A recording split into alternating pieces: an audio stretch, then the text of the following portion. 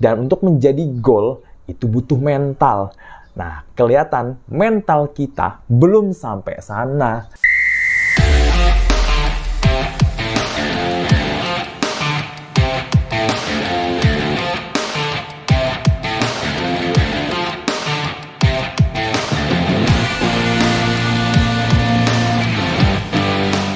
Yo guys, ketemu lagi sama gue Audi Ramantio di channel Audibal. Audi diskusi bola abal-abal. Ya, kita baru aja menerima pukulan yang sangat telak di mana timnas Indonesia kalah 5-1 ya dari Australia. Ini benar-benar kalahnya tuh kebanyakan ya. Meskipun memang pertandingan tuh berjalan tuh sebenarnya awal-awal kita tuh ngegas ya. Cuma emang hasilnya ini tidak mencerminkan permainan gitu. Dan ya kalahnya banyak banget ya. Dan kita langsung aja analisis nih. Bagaimana timnas Indonesia ini tidak berkutik melawan timnas Australia. Langsung aja kita bahas di Baca Taktik kali ini. Australia versus Indonesia. Let's go! Oke, langsung aja ini dia tactical board ya. Yang udah gue siapin nih untuk Baca Taktik kali ini. Di sini kita lihat ya, Indonesia nih main pakai 4-3-3. Di mana kiper seperti biasa Martin Paes ya. Jadi Emil Audero dicadangin, Martin Paes masuk. Kemudian backnya Jay Itzes berduet dengan Mads Hilgers.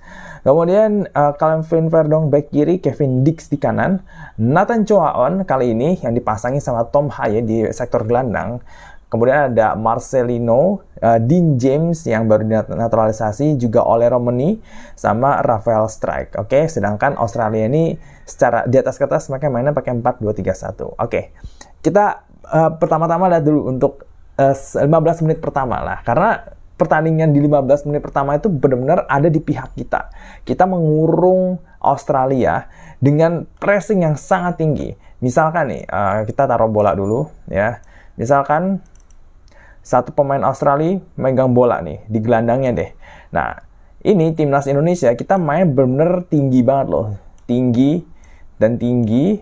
Terus Nathan sama Tom ini lebih ke Tom tuh lebih ke belakang ya. Nathan lebih agak ke depan. Terus Marcelino dia dapat free roll, dia bisa ke kanan, dia bisa ke kiri, dia bisa juga beroperasi di bagian tengah. Tapi Marcelino ini di pertandingan banyak dari kiri. Nah, yang menarik tuh adalah backnya Jay Itzes sama Mads Hilgers ini tinggi banget loh, benar-benar tinggi, setinggi ini ya, setinggi ini. Dan Kevin Dix dia banyak melebar, Calvin Verdong dia lebih jagain di sisi kiri nih ya. Dan ini benar-benar high line defense-nya luar biasa banget ya timnas Indonesia ya. Gue juga kaget timnas mainnya setinggi ini gitu loh, seberani. Nah misalkan ada satu pemain yang megang bola, ini langsung dikejar sama paling nggak nih minimal tuh ya dua atau tiga pemain langsung ngejar.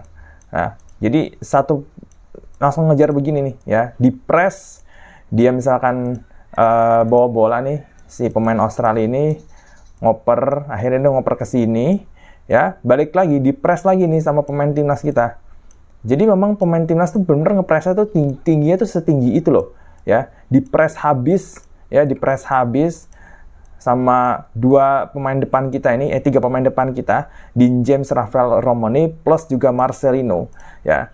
Nah, ini Marcelino ini dia bersiap nih untuk ngambil kayak misalkan bola-bola muntah ya, atau misalkan dia dioper gitu kan, kerebut bolanya nih. Jadi memang benar-benar mainnya tuh setinggi itu. Dan bahkan gue lihat beberapa kali Jay Itzes itu jadi kayak maju, jadi dia sejajar gitu loh. Alhasil ninggalin Mads Hilgers aja di belakang ya sama Calvin Verdong. Nah, Calvin Verdong di pertandingan ini ya, dia nggak terlalu naik loh. Bahkan 15 menit pertama dia memang lebih banyak ngelebar, tapi dia nggak banyak naik. Dia nggak banyak naik banget. Permainan ini bener-bener ngegas, tempo tinggi, intensitas tinggi, pressing satu pemain Australia di pressing 2-3 pemain ya. Terus udah gitu juga mereka banyak melakukan zonal marking ya. Jadi misalkan ini di pressing kayak gini, dia udah bersiap nih, Marcelino nih, ada di antara dua pemain, atau misalkan Dean James seperti itu ya, dan Kevin Dix, Nathan ini juga udah bersiap buat nyambut bola. Jadi memang jarak antar pemain tuh deket banget, pressing tinggi, ngegas banget ya, sampai garis pertahanannya tuh tinggi. Ya, kemudian kita dapat peluang emas dari Jay Itzes, di mana memang itu good save ya, benar-benar good save dari kipernya Australia, Matt Ryan. Tapi yang nggak habis pikir tuh di penalti Kevin Dix ya. Kevin Dix ini bukan penendang penalti pertama kali loh. Dia penendang penalti utamanya Copenhagen. Dia udah cetak gol di Conference League, Champions League. Jadi secara pengalaman, secara kematangan, Kevin Dix ini udah yang terbaik di dalam skuad kita dan bisa gagal ya. Penendang penalti gagal itu biasa dalam sepak bola. Messi pernah gagal di Copa America 2016. Terus Harry Kane juga pernah gagal di Piala Dunia 2022. Cristiano Ronaldo juga pernah gagal di Euro 2016. Jadi pemain kelas mereka aja tuh bisa gagal. Ya Kevin Dix juga bisa gagal gitu loh maksudnya. Even Cole Palmer yang akhirnya penaltinya gak masuk ya kan. Jadi siapa aja bisa gagal penalti. Jadi nggak usah terlalu berlebihan. Cuma nih ya. Sejak penalti itu nggak masuk ya, kemudian sundulan dari Jay Itzes juga nggak masuk ya, itu 2 peluang emas yang benar-benar didapetin sama timnas Indonesia di awal pertandingan dan tidak bisa diselesaikan dengan baik, tidak bisa dikonversi jadi gol. Itu mempengaruhi mental. Kenapa? Karena begitu corner ya, di mana corner itu tuh Nathan Choaon tuh bikin kesalahan ya. Ini kesalahan si Nathan fix. Karena dia nggak perlu sampai megangin pemain lawannya tuh sampai dikekep begini, itu nggak perlu gitu loh. Dia cuma let it go aja pemain, tapi akhirnya dipegang gitu kan, jatuh juga kan, padahal bolanya nggak ke arah dia. Itu kesalahan Nathan ya. Dan penalti itu masuk, kemudian ada blunder. Nah, karena high defense kita tuh tinggi banget ya, dan pressingnya juga tinggi gitu kan, otomatis tuh kayak apa ya? Kayak di belakang tuh kosong. Jadi begitu si pemain Australia nomor 7 itu dia ada di sini nih. Ini Jay Itzes sama Matt Silgers lagi-lagi. Ini kelihatan juga sebenarnya waktu lawan siapa? Waktu lawan Bahrain ya. Mereka berdua tuh ngelebar gitu. Jadi nggak rapat. Alhasil di sini ada space yang bisa dimanfaatin. Kemudian Tom Haye dia bikin kesalahan karena dia sebenarnya kan mau ngepres pemain Australia. Dia mau ngepres pemain Australia di sini ya. Nah, masalahnya dia itu ya salah gitu loh kan, bolanya malah melambung ke sini. Nah otomatis ini kan gak ada orang gitu kan, ini kan gak ada orang, dan akhirnya ya dimanfaatin gitu loh untuk akhirnya gol Australia yang kedua gitu. Itu benar-benar kesalahan organisasi pertahanan dan blunder juga dari Tom Haye. Nah gol ketiga dan gol keempat dan kelimanya Australia itu benar-benar dari set piece. Kemudian juga kesalahan koordinasi juga nih waktu pas Itzes gak bisa nutup ruang tembak dari Jackson Irvine ya. Jadi memang di pertandingan itu tuh kayak benar-benar kita tuh setelah gagal penalti dan kebobolan 2 gol dalam waktu berdekatan ya, 5 menit kalau nggak salah jaraknya, itu benar-benar kita tuh mentalnya ngedown banget ya. Itu golnya Irvine itu harusnya bisa ditutup ruang tembaknya dia. Dia kan nendang bola terus kena Martin Paes ditepis kan gitu kan. Dan dia dapat bola muntahnya lagi padahal depannya dia tuh ada 2 pemain timnas gitu. Itu nggak bisa langsung diblok, langsung ditahan, dihalau gitu kan. Itu kembali lagi kesalahan pemain juga gitu. Kesalahan organisasi permainan juga. Kemudian setelah itu kita tuh tiba-tiba jadi main 3 back ya. Oke, kita jadi main 3 back nih. Jadi kayak Jay, Mes sama Verdong. Verdong tuh pada akhirnya dia tuh nggak benar-benar naik ke atas gitu loh. Verdong tuh benar beroperasi di sebelah sini aja. Kemudian ini di tengah itu semua tuh kayak pemain tuh numpuk di sebelah kiri aja gitu loh. Jadi di tengahnya ini kosong. Sebenarnya Marcelo yang ngisi ya. Romani sama Rafael tuh sering banget ke tengah atau ya stay di sini lah itu Marcelino yang kadang-kadang ada di dekat Romani gitu kan, atau nggak di James lah. Tapi memang di tengah ini nggak ada orang gitu loh. Maksudnya nggak bisa ngoper. Kita benar-benar dikurung. Australia itu langsung main low block ya.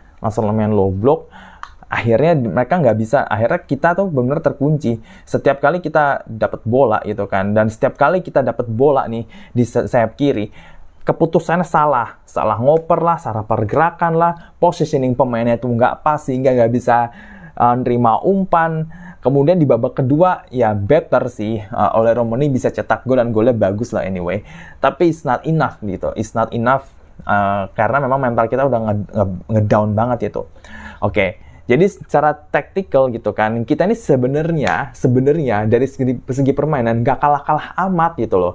Cuma itulah pertandingan di level kualifikasi Piala Dunia 2026 lawan tim seperti Australia yang berpengalaman. Kita coba lihat untuk statistiknya ya. Kita lihat nih dari FODMAP. Kita lihat dari statistik nih. Lihat, kita Indonesia secara keseluruhan menguasai bola 60%, Australia 40%.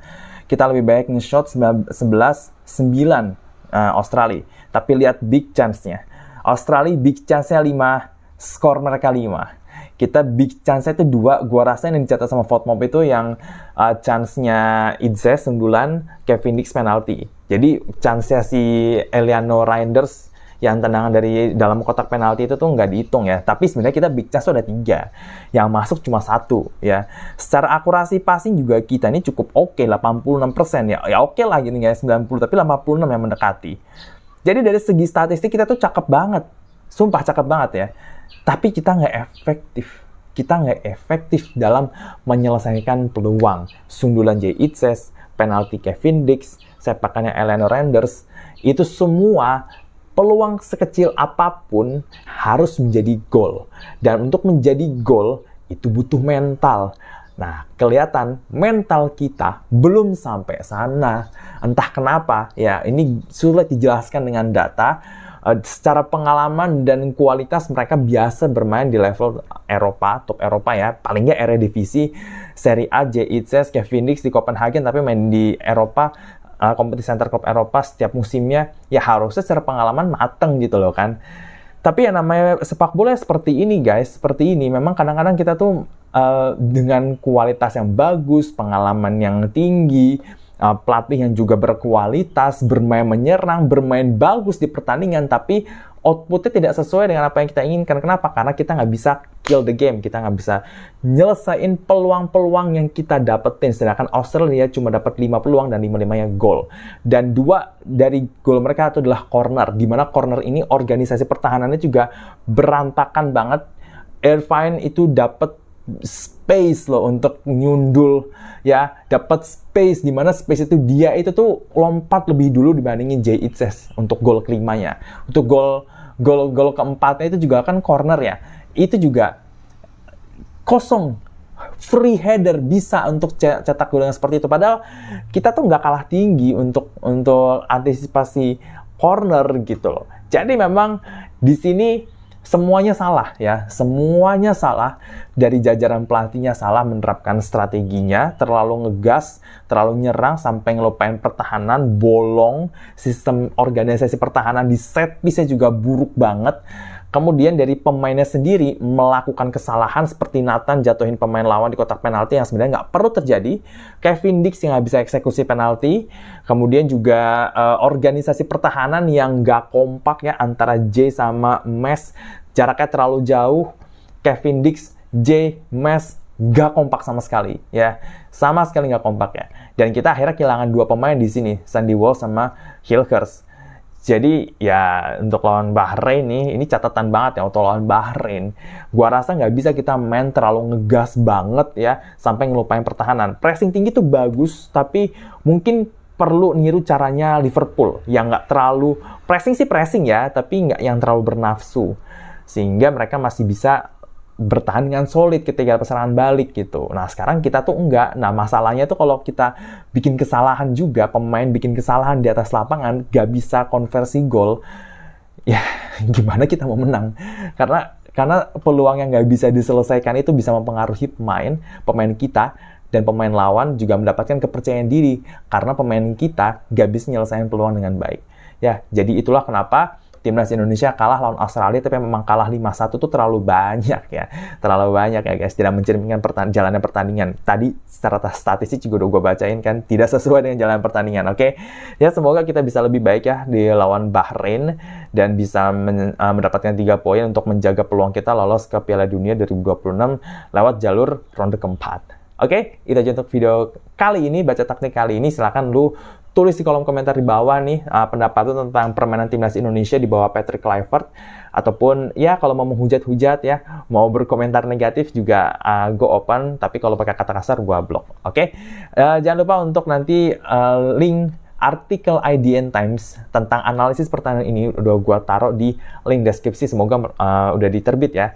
Dan jangan lupa untuk subscribe channel Audible, nyala loncengnya, dan juga share ke teman-teman lo di sosial media dan juga di seluruh platform chat yang lo punya, WhatsApp, Telegram, dan lain-lain. Oke, kita ketemu lagi di video selanjutnya. Gue Dara Mantio, ciao ciao.